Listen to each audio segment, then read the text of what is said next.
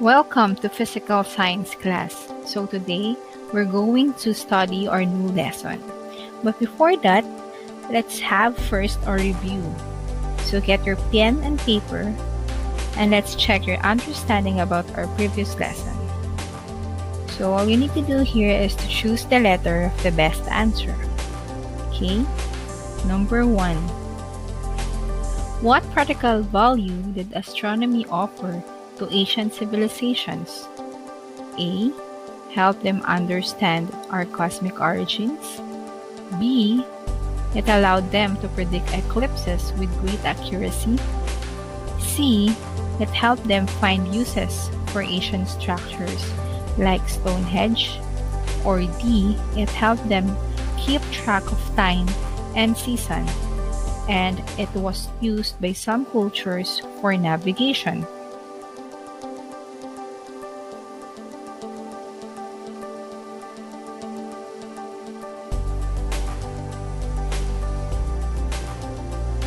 Time is up. The correct answer is letter A. Number 2. Lunar eclipses can occur only during blank. A. First quarter. B. Full moon. C. New moon. Or D. Third quarter.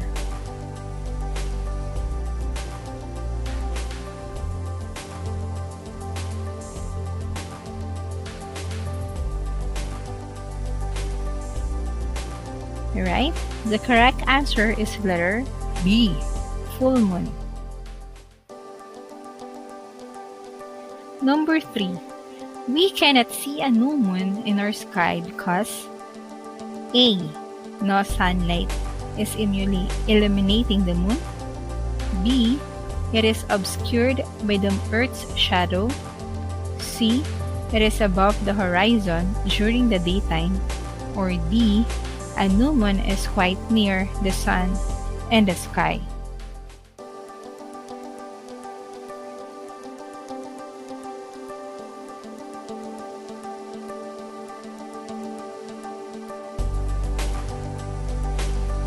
Right? So the correct answer is letter C. Number 4. If we have a new moon today, when will have the next full moon? A. In about 1 week. B. In about 2 weeks. C. In about a month. Or D. In about 6 months.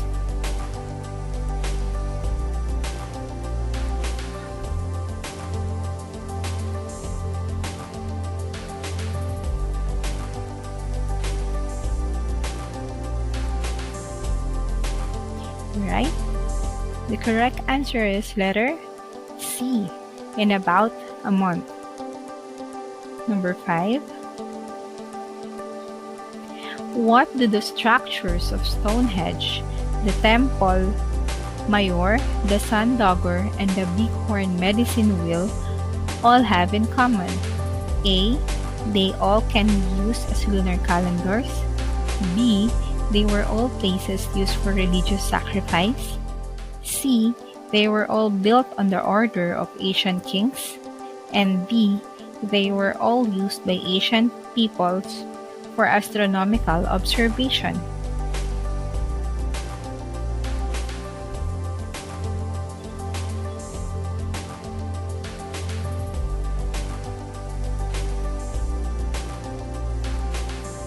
The correct answer is letter D. They were all used by ancient peoples for astronomical observation.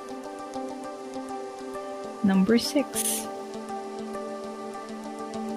What is the other name for the star Polaris? A. Andromeda. B. Antares. C. North Star. D. South Star.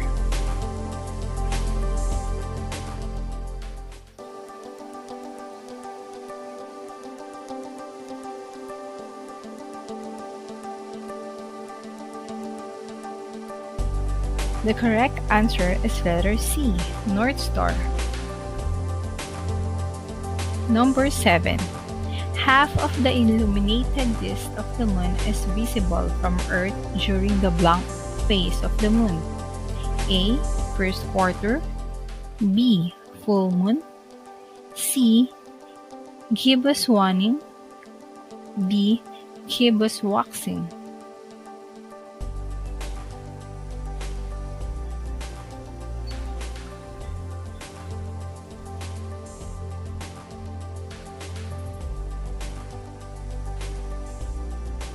The correct answer is letter A, first quarter. Number 8. A blank eclipse occurs when the moon casts its shadow on Earth. A. Lunar. B. Sidereal. C. Solar. And D. Umbral.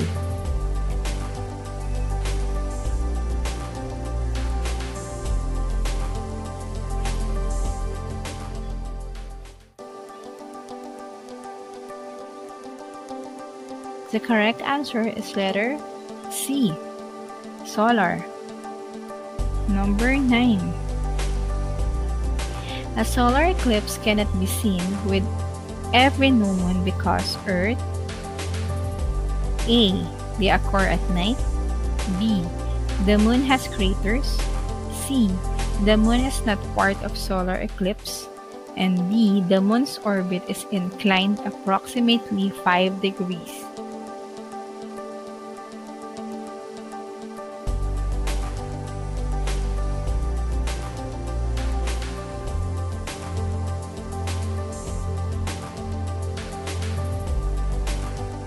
The correct answer is letter D. The moon's orbit is inclined approximately 5 degrees. Number 10. Which of the following is the brightest planet? A. Earth. B. Mars. C. Mercury. And D. Venus.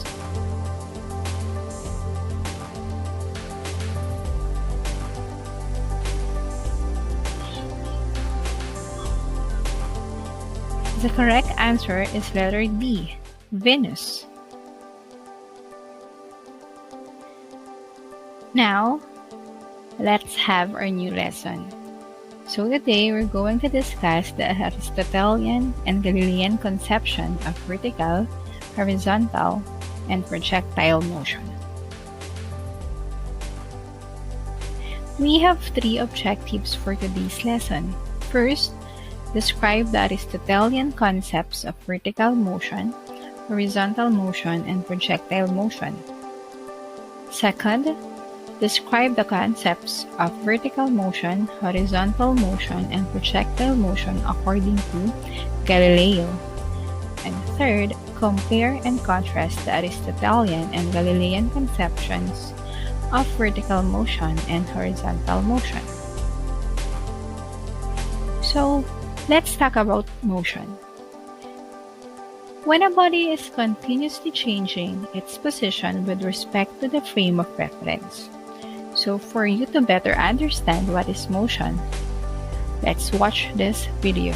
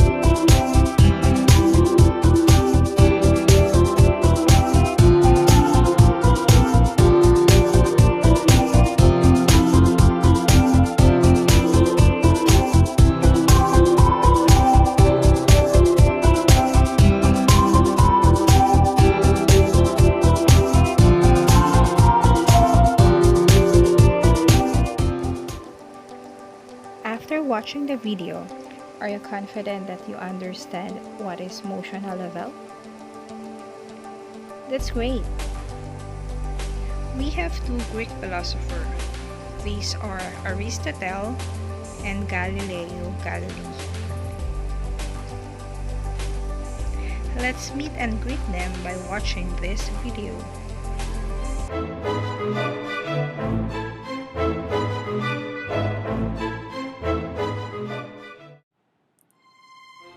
Aristotle.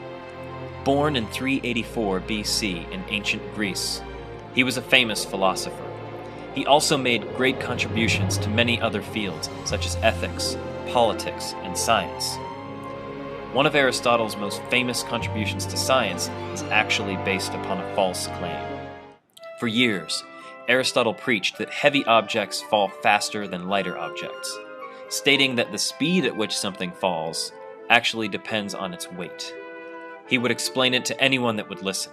His example was that an object 10 times heavier than another would have to fall 10 times faster. No one disagreed with Aristotle. Most people were comfortable with the idea of heavy objects falling faster because it's what they were used to seeing. For almost 2,000 years, Aristotle's rules for falling objects remained unchallenged until a new scientist attempted to prove him wrong.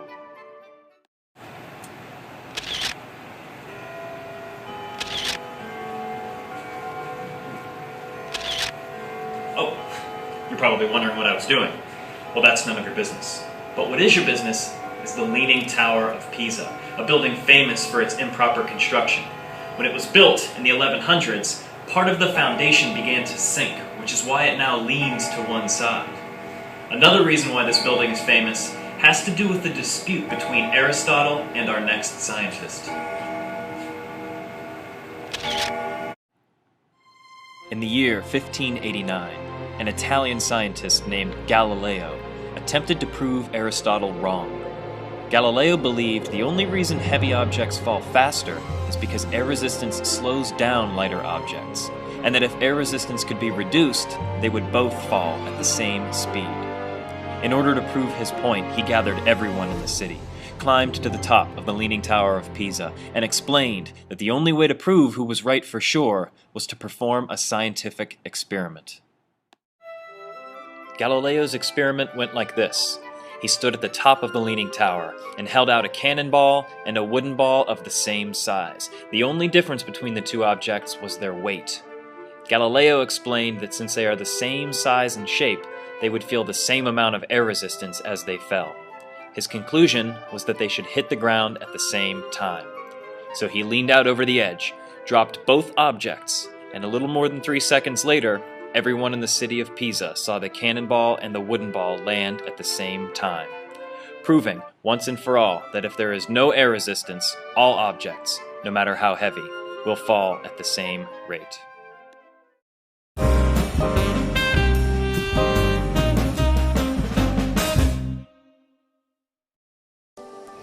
Based on the video, we have learned about the views of these two Greek philosophers. Now we have a background knowledge about motion, specifically the vertical, horizontal, and projectile motion. Let us discuss their views one by one. Aristotle considered as the greatest philosopher of his time in ancient Greece. He also divided motion into two main classes: natural motion and the violent motion. Natural motion, any motion that an object does naturally, without being forced, was classified by Aristotle as a natural motion. Solid objects fall because they seek their natural resting place, the center of the earth. Air likes to rise up upwards, as do flames, since that is their natural resting place. Natural motion is either straight up or straight down. We have examples of natural motions. These includes a book lying at rest on the table naturally remain at rest. If you let go of a book, it naturally falls down towards the earth. Smoke naturally rises, and the sun naturally rises in the east, crosses the sky, then sets in the west. While violent motion, according to Aristotle, any motion that required a force as a violent motion. We also have example of violent motion. This includes pushing a book along a table and lifting a book, the motion of a cart pulled by a horse, and the motion of an arrow by a stretched bow. Aristotle's concept of vertical motion. According to him, vertical motion is referred as a natural motion. In a natural motion, the object will move and return to its natural state based on the object's material or composition. So again, we have four composition of an object. We have the earth, water, air, and fire. For example, Aristotle believed that because a ball fell when thrown upward, its element was earth. Smoke goes up the air because it seeks its natural place in the atmosphere. And Aristotelian concept of natural motion is largely vertical, which is falling or rising. Aristotle's concept of horizontal motion was an object moving in a violent motion requires push or pull to maintain horizontal motion. Motion continues only as long as there is an applied force to an object. When the force is removed, motion stops. The example of the right shows piled boxes of food donations. The boxes will remain on the floor unless a push or a pull force is applied. Violent motion is imposed, motion caused by pushing or pulling. Aristotle classified any motion that required a force as a violent motion. He did not mean violent in the sense that it is marked by the use of harmful or destructive physical force. Violent motion is only means that it needs a push or pull force. Number 3, the projectile motion according to Aristotle's concept. He believed that the projectile motion of an object is parallel to the ground until its object's time to fall back into the ground. An impetus will be kept by the object until such time that the initial force is forgotten and the object returns to its natural state to stop moving and fall to the ground. According to Aristotle, projectile motion is an object upon which the only force acting is gravity. A projectile is any object that once projected or dropped continuously in motion by its own inertia and is influenced only by downward force of gravity. Aristotle believed that all objects have resting place, that they need or they naturally seek. All motion on earth is linear. All motion in heavens is curved. The speed at which an object falls is directly related to the mass of an object. Motion continues so long as there is the only applied motion or force to an object. Removing the motion or the force stops the object. Aristotle's idea lasted almost 2,000 years. He viewed projectile motion as natural and violent motion. He said that heavy objects fall faster than light ones. Now let's talk about the Galilean concept. So based to Galileo, the vertical motion, in the absence of resistance, object would fall not depending on their weight, but in the time of fall. Also, if the object encountered a resistive force from a liquid or fluid equal or greater than its weight, it will slow down and reaches a uniform motion until it reaches the bottom and stop. So here's the example. Without any resistance, a 1 kilo object will be as fast as 10 kilo object when falling because they fall with the same amount of time given that they are released from the same height. Also, a stone drop in the ocean will sooner or later travel at constant speed. The Galilean concept of horizontal motion, an object in motion, if unimpeded, will continue to be in motion, and an external force is not necessary to maintain the motion. So here is an example. If a ball is pushed on an infinitely flat plane, the ball will continue to roll if unimpeded. Unimpeded meaning it's freely moving. There is no hindrances or anything that will stop the ball. And for Galilean concept of projectile motion, Galileo was created for quantifying the rate of fall by measurement of distance and time and plotting it graphically. He was able to show down the fall using ramps rather than viscous material as Aristotle did, resulting to a significantly different conclusion related to the rate of fall. Again, for Galileo, he measured the distance and time and plotting it graphically in order to prove the projectile motion. For example, when you shoot a ball in a basketball ring, the ball does not need a force to keep it moving. We were done discussing the concept of two Greek philosophers, the concept of Galileo and Aristotle when it comes to projectile, horizontal, and vertical motion. So, in order for us to summarize our today's lesson, I have here a table that shows the differences of views of these two Greek philosophers. Aristotle and Galileo were two of the most important historical figures in physics. They may have had opposing views regarding motion, but they both helped science to progress. I have here the table that shows the views of Aristotle and Galileo Galilei when it comes to horizontal motion, vertical motion, and projectile motion. So for horizontal motion, according to Aristotle, it is known as a violent motion. It is an imposed motion.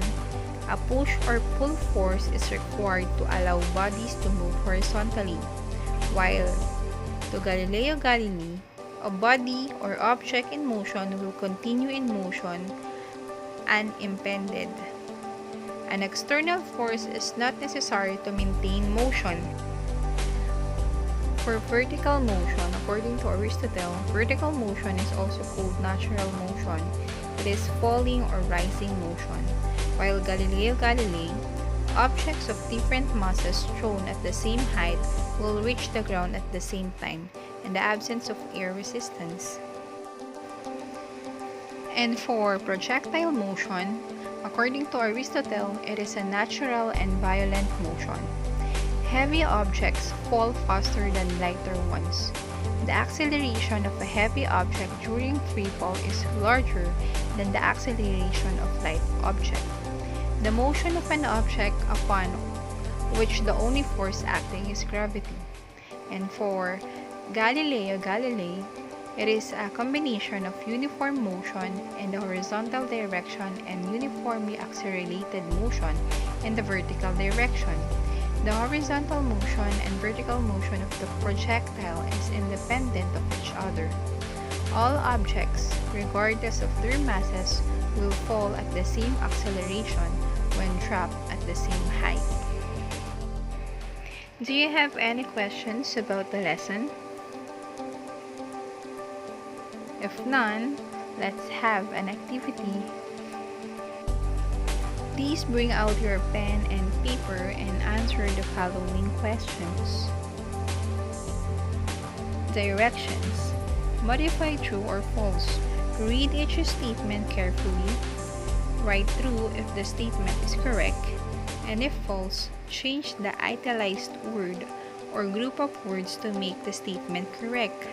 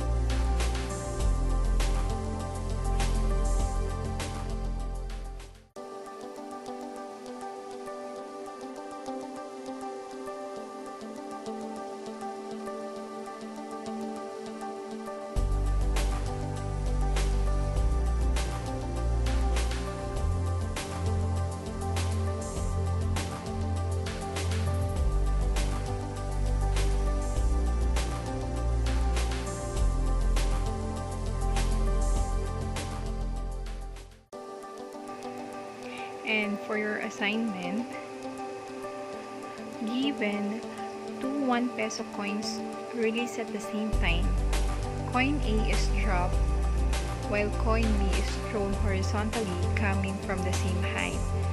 Which do you think would reach the ground first? Use a sheet of paper for your observation. Please take a video while doing your experiment and attach it to your Google Classroom. And please also attach your observation work in the Google Classroom. Here are my references. Thank you for listening and see you next time. Bye-bye.